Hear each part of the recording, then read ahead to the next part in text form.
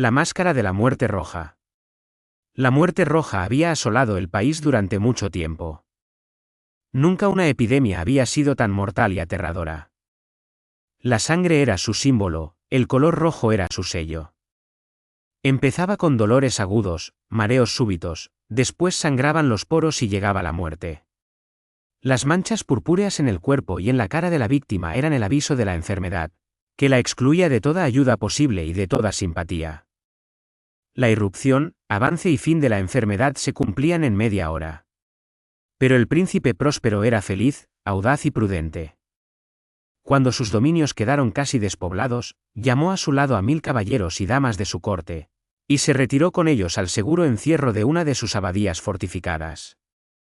Era una construcción amplia y magnífica, creada por el excéntrico aunque principesco gusto de Próspero. Una muralla sólida y alta la rodeaba. Las puertas de la muralla eran de hierro. Una vez dentro, los cortesanos trajeron fraguas y martillos y soldaron los cerrojos. Habían decidido no permitir ninguna vía de entrada o de salida a los impulsos de la desesperación o del frenesí. La abadía estaba ampliamente aprovisionada. Con precauciones semejantes, los cortesanos podían desafiar el contagio. Que el mundo exterior se las arreglara por su cuenta, mientras, era una tontería preocuparse. El príncipe había reunido todo lo necesario para el goce. Había bufones, comediantes, bailarines y músicos, había belleza y vino.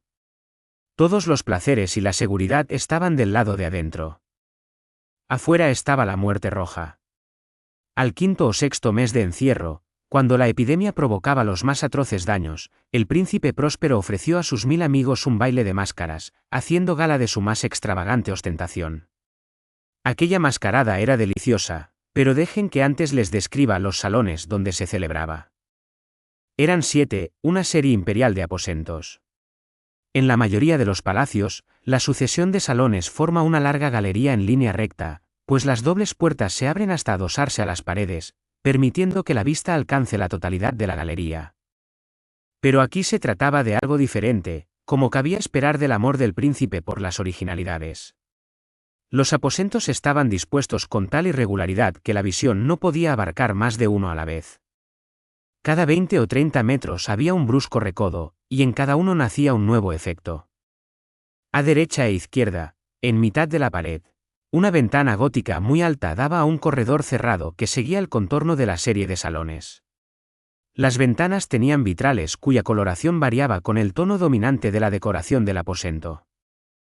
Si, por ejemplo, la cámara del extremo oriental tenía tapicería azul, azules eran sus ventanas. La segunda estancia ostentaba tapicería granate y granates eran los vitrales. La tercera era verde, como los cristales.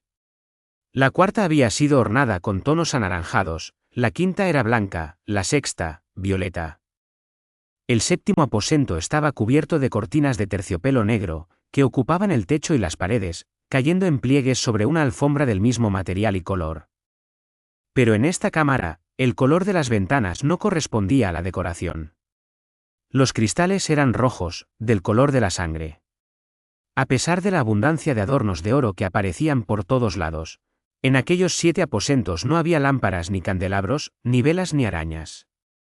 En los corredores paralelos a la galería y opuestos a cada ventana se alzaban pesados trípodes que sostenían un brasero cuyos rayos ígneos se proyectaban a través de los cristales e iluminaban brillantemente cada estancia. Producían resplandores vivos y fantásticos. Pero en la cámara del poniente, la cámara negra, el fuego que a través de los cristales de color de sangre se derramaba sobre las sombrías cortinas producía un efecto siniestro y daba una coloración tan rara a los rostros de quienes entraban en ella, que pocos eran lo bastante valientes para poner allí los pies. En este aposento, contra la pared del poniente, se apoyaba un gigantesco reloj de ébano. Su péndulo se balanceaba con un resonar pesado y monótono. Cuando el minutero completaba su circuito y la hora iba a sonar, de las entrañas de bronce del mecanismo surgía un tañido claro, lleno de música, pero su rimbombancia era tal que, a cada hora, los músicos de la orquesta se veían obligados a suspender su ejecución para escuchar el sonido y las parejas de bailarines interrumpían sus movimientos. Durante un momento, en aquella alegre sociedad reinaba el desconcierto, y mientras aún sonaban los tañidos del reloj, Era posible observar que los más alocados empalidecían y los más viejos se pasaban la mano por la frente, como si se entregaran a una confusa meditación. Pero apenas los ecos cesaban nacían risas leves, los músicos se miraban entre sí y sonreían nerviosos, mientras se prometían en voz baja que el siguiente tañido del reloj no provocaría en ellos una emoción semejante. Pero al cabo de 63.600 segundos del tiempo que huye, el reloj daba otra vez la hora. Y otra vez nacían el desconcierto, el susto y la meditación. Pese a esto, la fiesta era magnífica. El príncipe tenía gustos curiosos. Disfrutaba de los colores y sus efectos. Odiaba los caprichos de la moda. Sus planes eran audaces, sus ideas brillaban con bárbaro esplendor. Algunos podrían haber creído que estaba loco. Sus cortesanos sentían que no era así. Era necesario oírlo, verlo y tocarlo para tener la seguridad de que no lo estaba. El príncipe se había ocupado personalmente de gran parte de la decoración de las 7 salas destinadas a la fiesta. Su gusto también había guiado la elección de los atuendos. Eran disfraces grotescos, brillosos, fastuosos, picantes y fantasmagóricos. Se veían siluetas de gala con vestimentas incongruentes, fantasías delirantes como las que aman los locos. En aquellas 7 cámaras se movía una multitud de sueños que cambiaban de color al pasar por los aposentos, haciendo que la música rara de la orquesta pareciera el eco de sus pasos. Pero otra vez tañe el reloj en el salón de terciopelo. Por un momento, todo se inmoviliza y enmudece, salvo la voz del reloj. Los sueños quedan congelados en sus poses. Sin embargo, los ecos del tañido se pierden apenas han durado un instante y una risa flota tras ellos en su fuga. Regresa la música, reviven los sueños, crispándose al atravesar las ventanas por las que entran los rayos de las llamas. Mas en la cámara del oeste ninguna máscara se aventura porque la noche avanza y una luz roja como la sangre se filtra por los cristales. Es aterradora la oscuridad de las cortinas negras y también lo es para el que da un paso sobre la alfombra sombría, al ritmo del sonido solemne del reloj de ébano. Se congregaba una multitud donde latía el corazón de la vida. Continuaba la fiesta en su torbellino hasta que comenzaron a oírse los tañidos del reloj anunciando la medianoche. Cesaron la música y los movimientos de los que bailaban, y como antes, se produjo un paréntesis de angustia.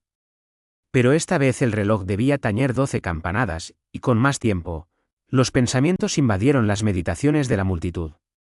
Quizá por eso ocurrió que, antes de que los últimos ecos del carrillón se hubieran hundido en el silencio, muchos de los concurrentes tuvieron tiempo para advertir la presencia de una figura enmascarada que hasta entonces no había llamado la atención. Y, habiendo corrido en un susurro la noticia de aquella nueva presencia, se alzó al final un rumor que expresaba desaprobación, sorpresa y, finalmente, miedo y asco.